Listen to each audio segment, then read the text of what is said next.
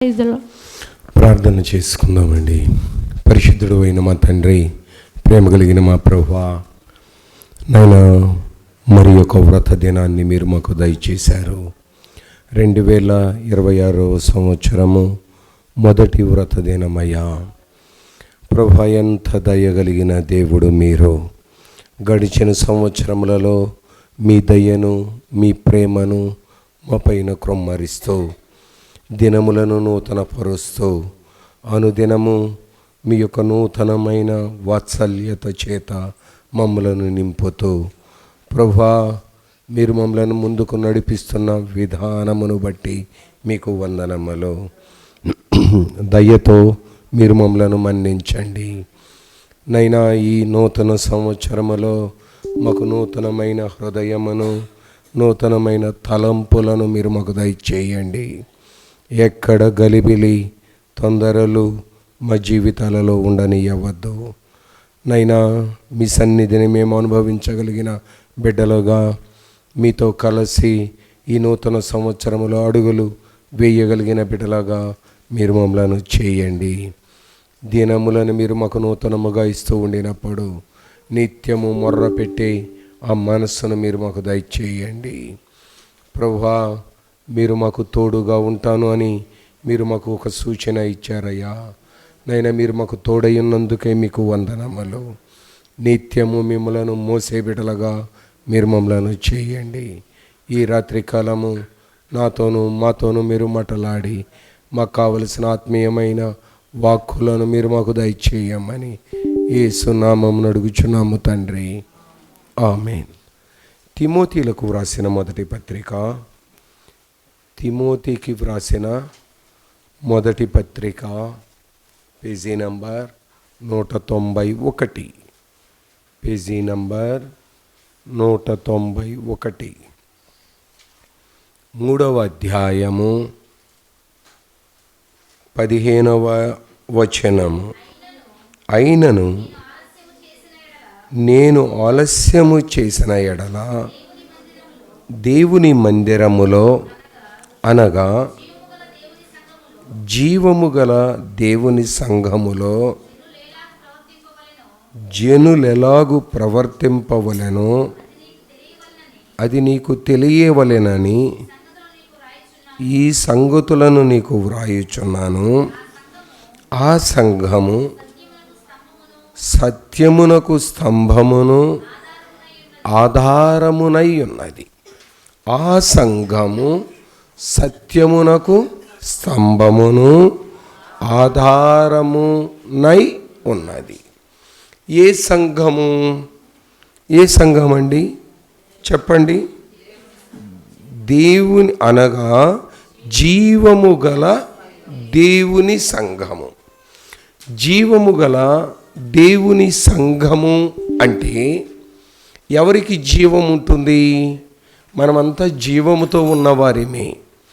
ఈ జీవము దైవికమైనదేనా?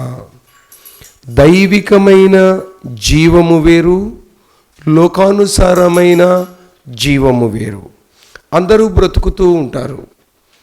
త్రాగుబోతుగా బ్రతుకుతూ ఉంటాడు, తిరుగుబోతుగా బ్రతుకుతూ ఉంటాడు, జోదరిగా బతుకుతూ ఉంటాడు, అబద్ధికురాలుగా బతుకుతూ ఉంటుంది, సణిగేటువంటి వ్యక్తిగానే బ్రతుకుతూ ఉంటుంది. కానీ జీవము లేదు. జీవము కలిగిన వ్యక్తులు ఎప్పుడు కూడా ఎలా ఉంటారు అనంటే ప్రార్థించే వ్యక్తులుగా ఉంటారు. పౌలు గారు తిమోతితో చెప్తూ ఉన్నాడు. ఏమని చెప్తూ ఉన్నాడు అనంటే, జీవము గల సంఘములో జనులెలాగు ప్రవర్తింపవలెను. జనులు ఎలాగు ప్రవర్తించాలి? జీవము కలిగిన సంఘములో ఏమండి? నిత్యము సత్యము కలిగి ప్రవర్తించాలి, నిత్యము ప్రేమతో ప్రవర్తించాలి, నిత్యము దయగలిగి ప్రవర్తించాలి, నిత్యము క్షమాగుణముతో ప్రవర్తించాలి. జీవము కలిగిన సంఘము ఎప్పుడూ కూడా ఆత్మలను కంటూ ఉంటుంది. నీ కుటుంబము జీవము గల కుటుంబమేనా? ఎందుకనంటే దేవుడు మనలను తన ఆలయముగా పోలుస్తూ ఉన్నాడు. నీ కుటుంబం ఒక ఆలయము. ఎక్కడైతే 2 లేక 3 నా నామమును స్తుతిస్తారో వారి మధ్యన నేనుంటాను అని వాగ్దానమిచ్చిన దేవుడు నమ్మదగిన వాడు. అందుకనే దేవుడు ఏమని చెప్తూ ఉన్నాడంటే, జనులు ఎలాగూ ప్రవర్తింపవలెను. మన ప్రవర్తన దైవికమైనదేనా? 2025 సంవత్సరములో కొన్ని లోపాలు ఉండి ఉండవచ్చు. 2025 సంవత్సరములో కొన్ని నష్టాలను సవిచూచి ఉంటాం. 2025 సంవత్సరములో కొన్ని ఇబ్బందుల గుండా వెళ్ళి ఉంటాం.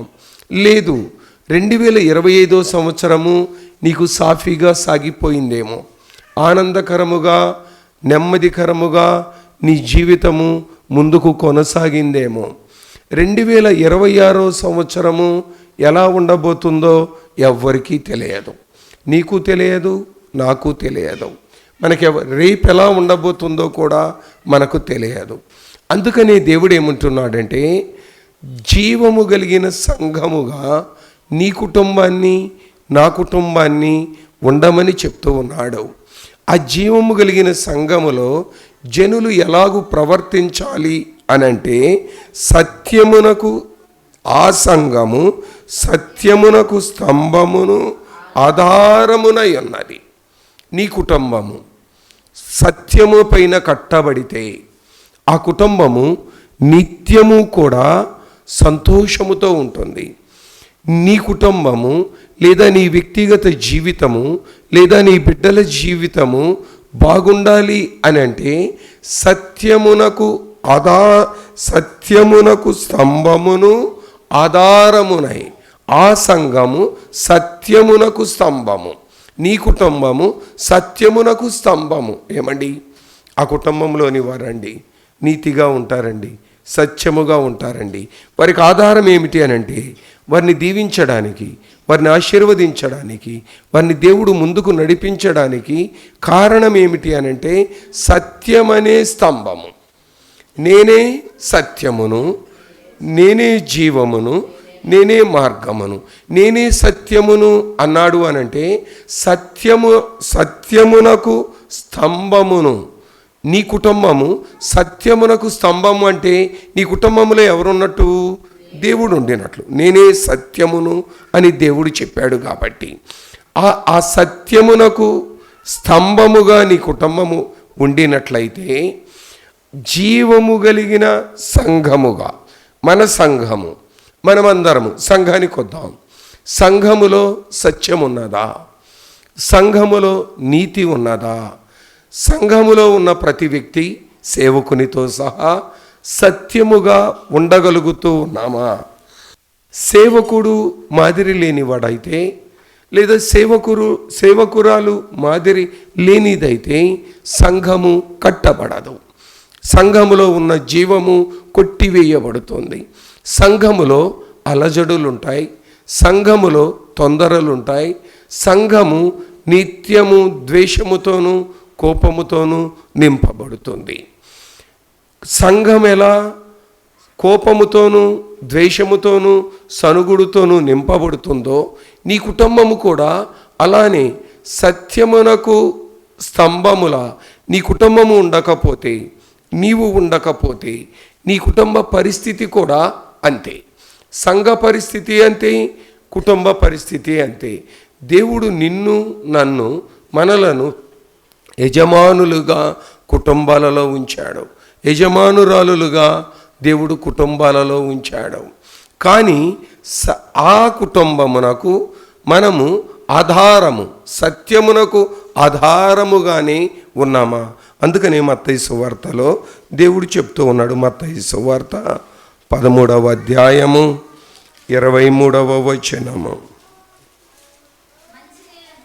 మంచి నేలను విత్తబడినవాడు వాక్యము విని గ్రహించువాడు, అట్టివారు సఫలులై ఒకడు 100 ఒకడు 60 ఒకడు 30 ఫలించను. సత్యమునకు నీ కుటుంబము స్తంభములా ఉంటే, జీవము కలిగిన సంఘముగా మన సంఘం ఉంటే, దేవుడు ఏమంటున్నాడంటే అది మంచి నేల. అది ఏ నేల అండి? మంచి నేల. అక్కడ విత్తబడేటువంటి విత్తనమట ఎలా ఫలిస్తుందట? నూరంతలుగా, 60 30 అది ఫలించాలి. ఫలించని సంఘము, ఫలించని కుటుంబము దేవునికి ఇంపైనది కాదు. నీవు ఫలిస్తూ ఉండాలి. అంటే మీ కుటుంబాల్లో మీ బిడ్డలకు సీట్లు వస్తేనో, లేదంటే మీ కుటుంబం ఆర్థికంగా అభివృద్ధి చెందితేనో, లేదా మీరు కారు కొనుక్కుంటేనో, లేదంటే మీరు ఒక ఇల్లు కొనుక్కుంటేనో, ఇవి కాదు. జీవము, సత్యము ఇవి దేనితో వస్తాయి అనంటే దేవుడుంటే వస్తాయి. నీ హృదయము మంచి నేలలా ఉండాలి. అక్కడ విత్తబడుతూ ఉన్న వాక్యము నిత్యము ఫలించాలి. ఎలాగూ అనంటే నీ హృదయములో వాక్యం ఎప్పుడైతే ఫలిస్తుందో నీ కుటుంబము కూడా దైవికముగా ఫలిస్తుంది. దేవుడు ఈ లోకములోనికి వచ్చినప్పుడు దేవుడు ఎవరితో చెప్పలా, నేను మిమ్మలను ధనవంతులను చేస్తాను, నేను మిమ్మలను భాగ్యవంతులను చేస్తాను, మిమ్మల్ని నేను కోటీశ్వరులను చేస్తాను, మిమ్మలను రాజులను చేస్తాను, ఇవేవి దేవుడు చెప్పలా. దేవుడు చెప్పినది ఏమిటి అనంటే, దప్పికొనిన వారలారా నా యొద్దకు రండి, మీరు నా యొద్దకు వస్తే నేను మీకు విశ్రాంతిని కలగ చేస్తాను. మీరు నా యొద్దకు వచ్చి నేర్చుకోనండి, నేను సాత్వికుడను, దీన మనస్సు గలవాడను, నా కాడిని మీరు ఎత్తుకొనమన్నాడు. అంటే దేవుడు మనకేమి నేర్పించాడు? ఆయన ఇంకొక మాట ఏమన్నాడు? సత్యమునకు సాక్ష్యం ఇవ్వడానికి నేను ఈ లోకములో పుట్టాను. సత్యమునకు సాక్ష్యం ఇవ్వడానికి అంటే మన కుటుంబములలో దేవుడు ఏమి నేర్పడానికి వచ్చాడంటే దీన మనస్సును, సాత్వికత్వమును, సత్యమును నేర్పించడానికి వచ్చాడు. అవి నీకు నాకు ఇవ్వడానికి వచ్చాడు. అందుకని దేవుడు ఏమంటున్నాడంటే మంచి నేల, నీ హృదయము మంచి నేలలాగా ఉండాలి. అది దున్నబడాలి. దానిలో పాపం ఉండకూడదు, దానిలో దొంగతనాలు ఉండకూడదు, దానిలో మోసం ఉండకూడదు, దానిలో అవిధేయత, అవిశ్వాసం ఉండకూడదు. ఆ హృదయము నిత్యము ఏమని దేవునికి ప్రార్థన చెయ్యాలి అని అంటే, ప్రభువా నీ కొరకు నేనేమీ చెయ్యగలను, నీ కొరకు నేను ఏదొకటి చెయ్యాలయ్యా, నేనేమీ చెయ్యగలను. మంచి నేలన విత్తబడిన విత్తనము దేవుని కొరకు ఏమి చెయ్యగలను అని ఆలోచన చేస్తుంది. అప్పుడు దేవుడు ఆ కుటుంబాన్ని లేదా ఆ సంఘాన్ని దేవుడు ఏం చేస్తాడు అంటే 100 60 30 దాన్ని దేవుడు దీవిస్తాడు. దేవుడు అంటూ ఉన్నాడు, అది జీవము కలిగిన సంఘము. ఆ సంఘము సత్యమునకు స్తంభమును ఆధారమునై ఉన్నది. ఏమండి, నీ కుటుంబం ఎలా ఉన్నది, నీ హృదయం ఎలా ఉన్నది, నీ సంఘం ఎలా ఉన్నది? సంఘములో సత్యము లేకపోతే బిడ్డలేమి నేర్చుకుంటారు? తల్లిదండ్రులు సరి అయిన మాదిరి లేకపోతే, తల్లిదండ్రులు ప్రార్థించని బిడ్డలైతే, తల్లిదండ్రులు అబద్ధికులైతే, దొంగలైతే, మోసగాళ్ళైతే, అవిశ్వాసులైతే బిడ్డలకు మనం ఏమి నేర్పిస్తాము? సేవకుడు విశ్వాసము లేనివాడైతే, సేవకునిలోనే సరి అయిన మాదిరి లేకపోతే సంఘమునకు ఏమి బోధిస్తాడు? సంఘానికి ఏమి నేర్పిస్తాడో? దేవుడు అంటూ ఉన్నాడు, మంచి నేల దున్నబడాలి. నిత్యము మన హృదయాలను దున్నుకోవాలి. వాక్యము చేత దున్నుకుంటూ, అయ్యో నీకు దేవుడిచ్చిన కన్నీటి చేత నీ హృదయాన్ని తడుపుకోవాలి. ఎప్పుడైతే నీ హృదయము నీ కన్నీటి చేత, వాక్యము చేత దున్నబడి నీ కన్నీటి చేత కడగబడుతుందో అక్కడున్న మలినాలన్నీ కొట్టివేయబడతాయి. పాపము కొట్టివేయబడుతుంది. అవిధేయత, అవిశ్వాసము, అపనమ్మకము అన్నీ కొట్టివేయబడి విశ్వాసము చేత నీ హృదయము నింపబడుతుంది.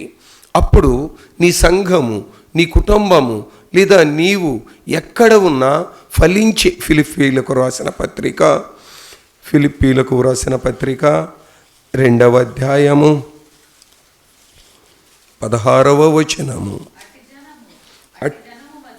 అట్టి జనము మధ్యను మీరు జీవవాక్యమును చేతపట్టుకొని లోకమందు జ్యోతుల వలె కనబడుచున్నారు. అందువలన నేను వ్యర్థముగా పరిగెత్తలేదని, నేను పడిన కష్టము కాలేదనియు, క్రీస్తు దినమున నాకు అతిశయ కారణము కలుగును.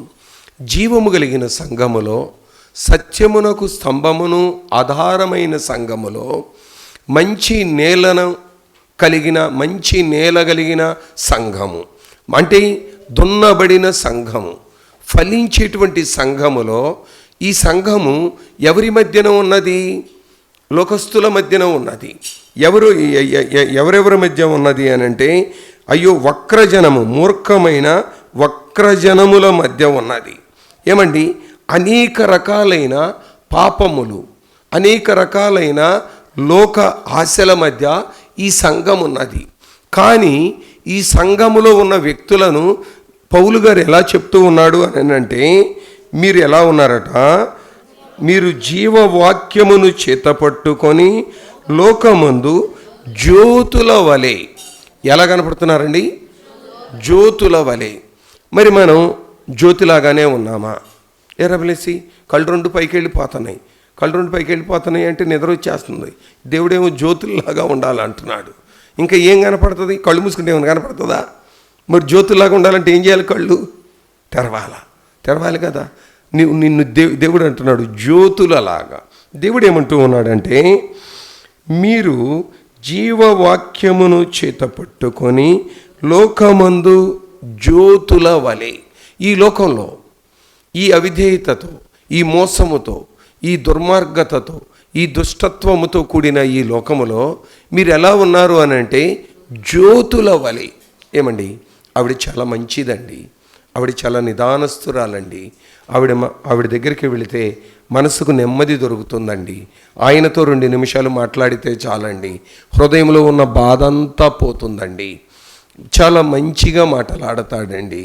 చాలా మా కుటుంబానికి చాలా ఉపయోగకరమైన మాటలను చెప్పాడండి. నీవు జ్యోతివి అనంటే ఆరిపోయే దీపాన్ని వెలిగించేవాడివి.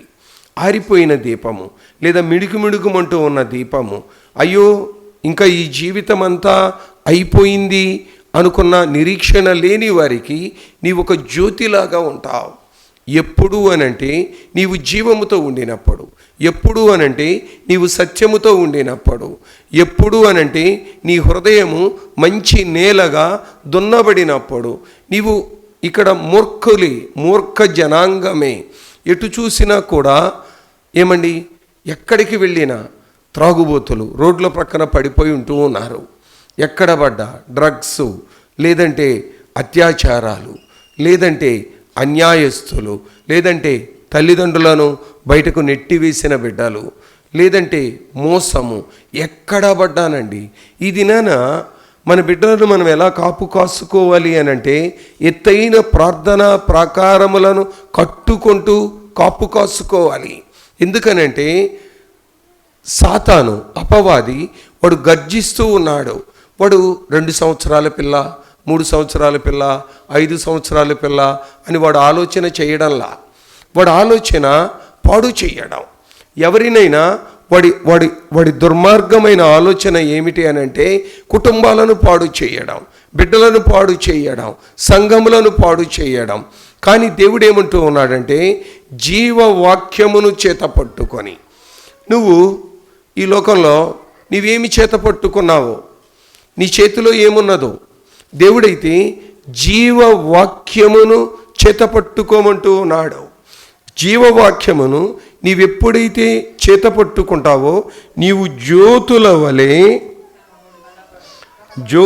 వలె కనబడుచున్నారు లోకమందు. ఈ లోకమందు మన కుటుంబాలు నిత్యమునండి జ్యోతుల వలె కనబడాల, ప్రత్యేకించబడినవిగా ఉండాలి. మన బిడ్డలు, మన కుటుంబాలు వీరు ప్రత్యేకమైన వారండి. వీరు ఒకరి జోలికి రారు, వీరు కొట్లాటలలో ఉండరు, తగాదాలలో ఉండరు, వీరి నోటి వెంట దూషణ రాదు, వీరి నోటి వెంట ఆశీర్వాదకరమైన మాటలు వస్తాయి. వీరి కుటుంబము నిత్యము ప్రార్థన చేస్తుంది. వీరు దేవునికి నమ్మకముగా జీవిస్తారు. ఎంత గొప్ప సాక్ష్యం అండి! ఎటువంటి సంఘముగా, ఎటువంటి కుటుంబాలుగా మన కుటుంబాలు ఉంటూ ఉన్నాయి. దేవుడు ఇక్కడ ఇంకొక మాటను చెప్తూ ఉన్నాడు. తిమోతీలకు వ్రాసిన రెండవ పత్రిక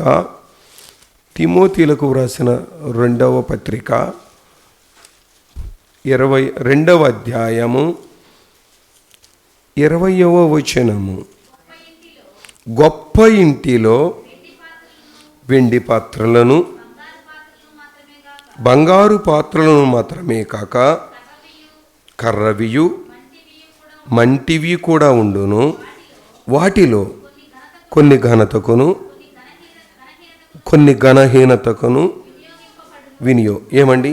గొప్ప ఇంటిలో సంఘము గొప్పది. దీనిలో ఏమేముంటాయి?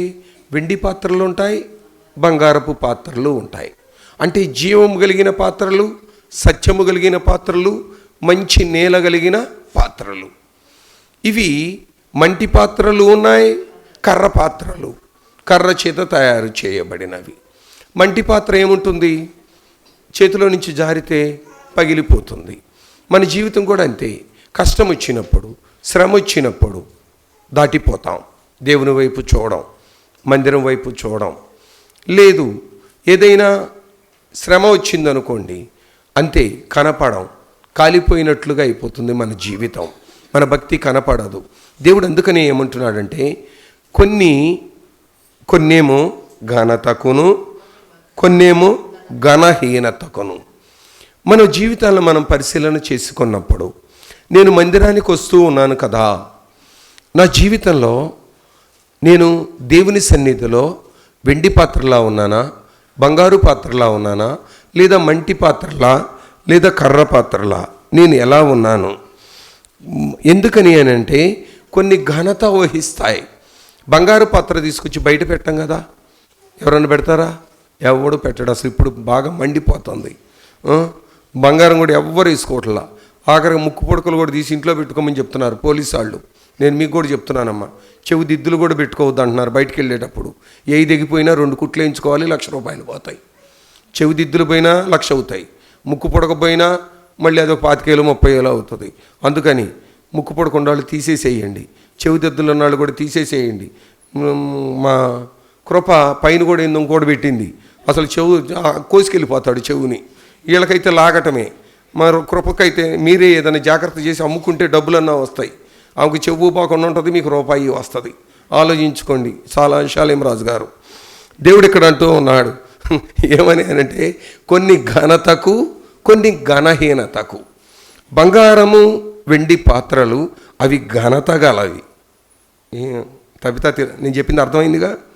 నీ ఒక్కదానికి అర్థమవుతుంది, మీ నాన్నకి మేమకి అర్థం కావట్లా. కాబట్టి ఘనత నీ జీవితంలో, దేవుని సన్నిధిలో నీవు ఘనమైన పాత్రలా ఉండాలి అని అంటే, నీవు జీవము కలిగిన సంఘముగా నీ సంఘం ఉండాలి, నీ కుటుంబం ఉండాలి. సత్యమునకు ఆధారమగు స్తంభముగా నీవు ఉండాలి. మూడవదిగా మంచి నేల, మంచి హృదయము, దున్నబడిన హృదయము. అది 100 60 30 ఫలించే హృదయములా నీ హృదయం ఉండాలి. ఆ విధమైన ప్రార్థన నీ కుటుంబములో ఉండాలి. అప్పుడు దేవుడు అంటూ ఉన్నాడు, సంఘములో అందరూ ఉంటారు, కుటుంబంలోనూ అందరూ ఉంటారు. కుటుంబంలో 2 బిడ్డలు ఉన్నారనుకోండి, ఒకడేమో IAS ఆఫీసర్ అవుతాడు, ఒకడేమో రోడ్ల మీద ఆవారాగా తిరిగేవాడు అవుతాడు. ఎందుకని మరి? కుటుంబంలో మరి 2 కదా, మరి ఎందుకు ఇలా అయ్యారు? అంతే. దేవుడు చెప్తున్నాడు, నీ కుటుంబాన్ని నీవు సరిగా కట్టుకోకపోతే అక్కడ మంటి పాత్రలు తయారవుతాయి, కర్రవి తయారవుతాయి. కర్రవి మంటివి తయారవకుండా ఉండాలి అని అంటే నీవేమీ చేయాలి అని అంటే దేవుని సన్నిధిలో మొర్ర పెట్టాలి. నీ కుటుంబము ఘనమైన కుటుంబముగా, ఘనత కలిగిన కుటుంబముగా, అనేకులకు దీవెనకరమైన కుటుంబముగా నీ కుటుంబము ఉండాలి అని అంటే నీవు నిత్యము కూడా మొరలతో దేవుని వైపు చూడాలి. అపోస్తలుల కార్యములు 6వ అధ్యాయము 8వ వచనము.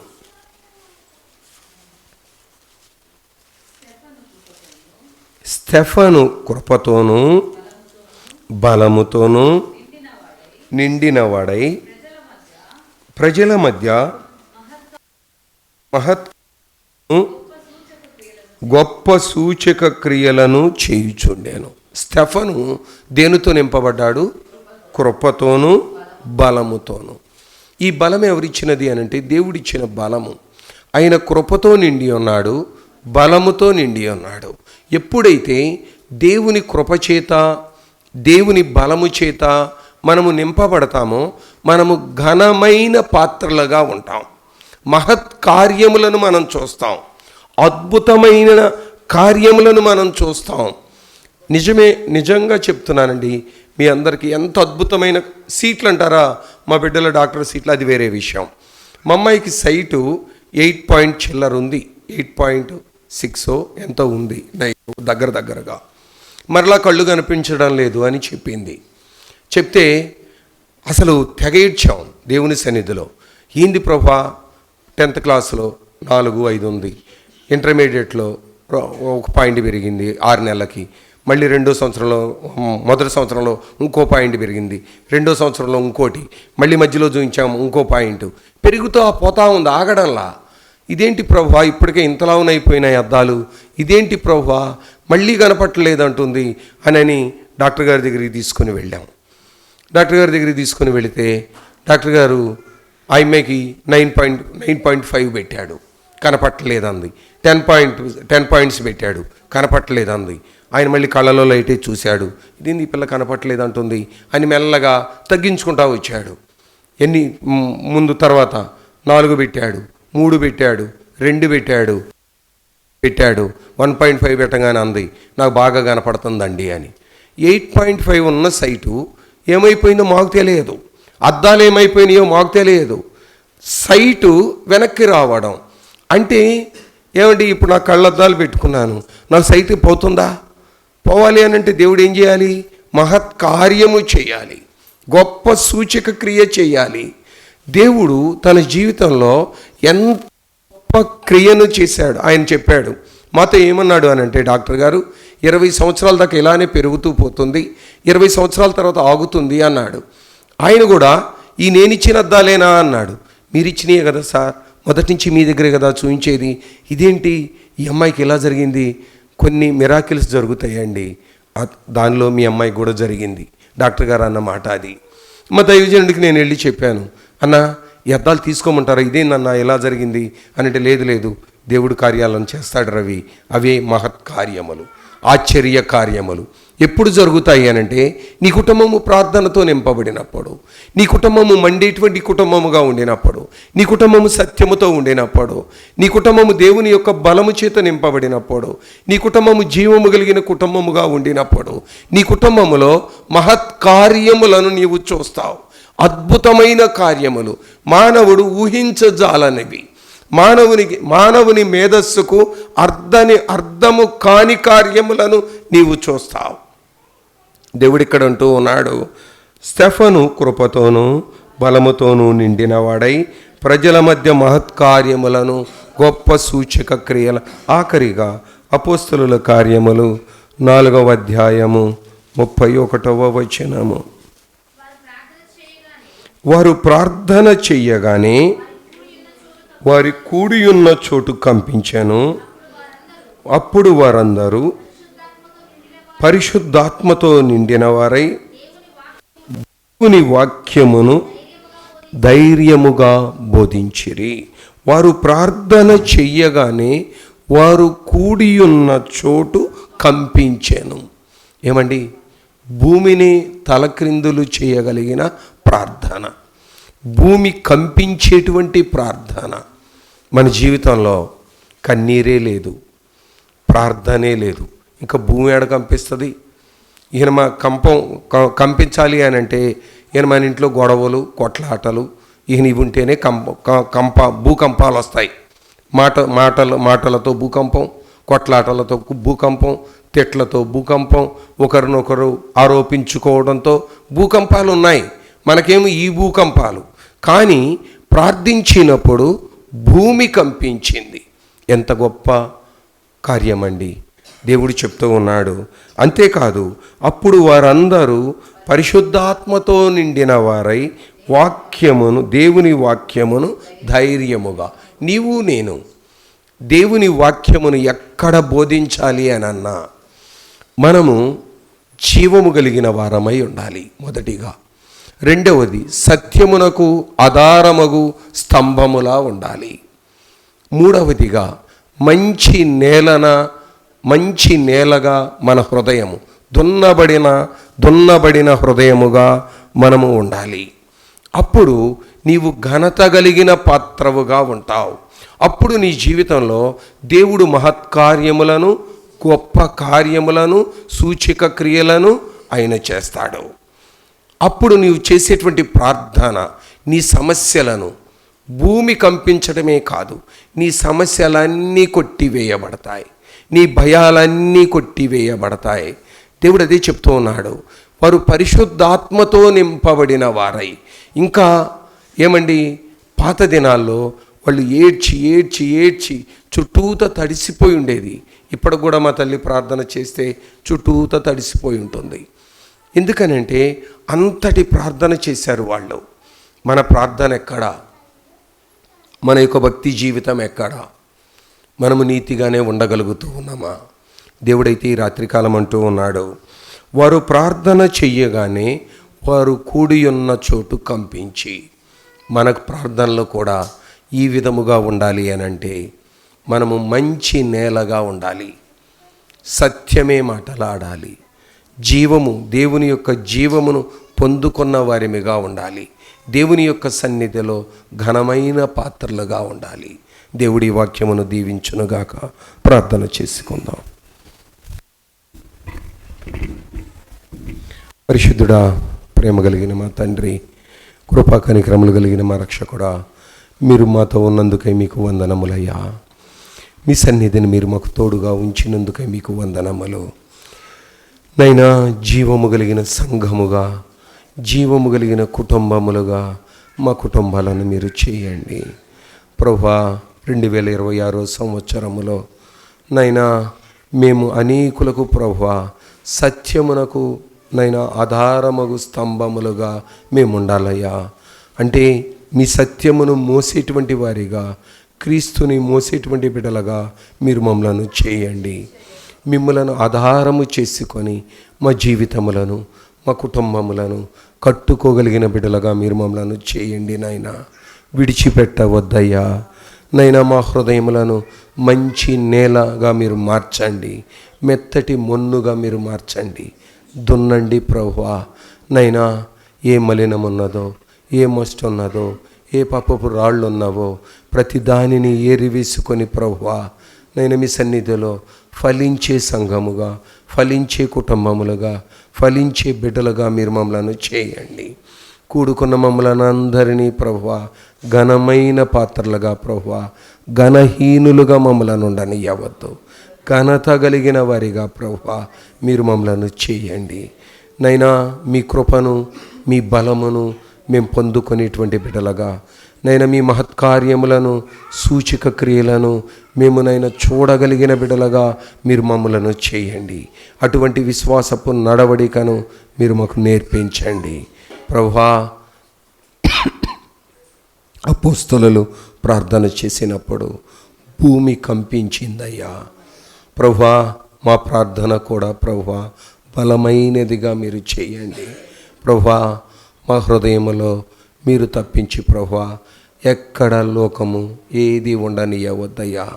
మేము ఈ లోకమునకు నైనా మీ జీవవాక్యమును చేతపట్టుకున్న జ్యోతులుగా మేము ఉండాలయ్యా.